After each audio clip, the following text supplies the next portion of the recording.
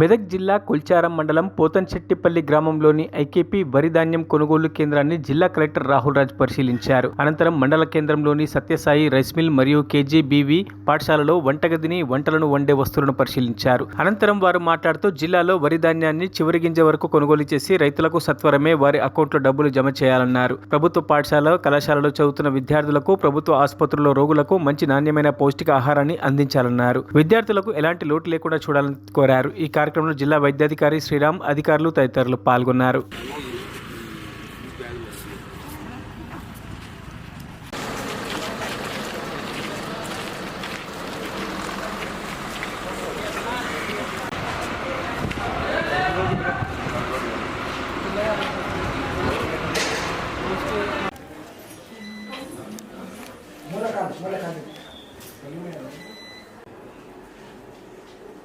ఒక drawing sheet ఇచ్చి ఆ పీరియడ్ టేబుల్ ఇచ్చి ఇక్కడ అయ్యేలా పెట్టించి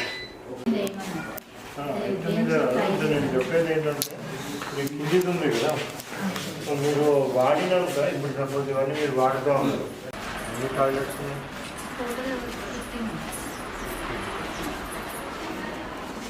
ఇప్పుడు సీఎం గారి ఇన్స్ట్రక్షన్స్ ప్రకారం టోటల్గా మన జిల్లాలో ఉన్న రెసిడెన్షియల్ మోడ్లో ఉన్న స్కూల్స్, కాలేజెస్, హాస్టల్స్ సో సుమారుగా 105 ఉన్నాయి మనకి total residential mode.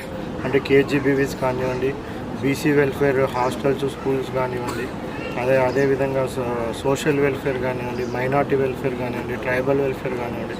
So different types of managements ప్రభుత్వ రంగంలో ఉన్న రెసిడెన్షియల్ మోడ్లో ఉన్న స్కూల్స్, కాలేజెస్ అన్నీ కలుపుకుంటే ఒక 105 ఇన్స్టిట్యూషన్స్ ఉన్నాయి.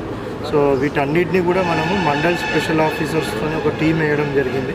సో ఆ mandal special officers team so ఈ 2-3 డేస్లో, ఈ రోజు నుంచి మొదలుకొని ఒక 2-3 డేస్లో మొత్తం అన్ని ఇన్స్పెక్షన్ చేయడం జరుగుతుంది.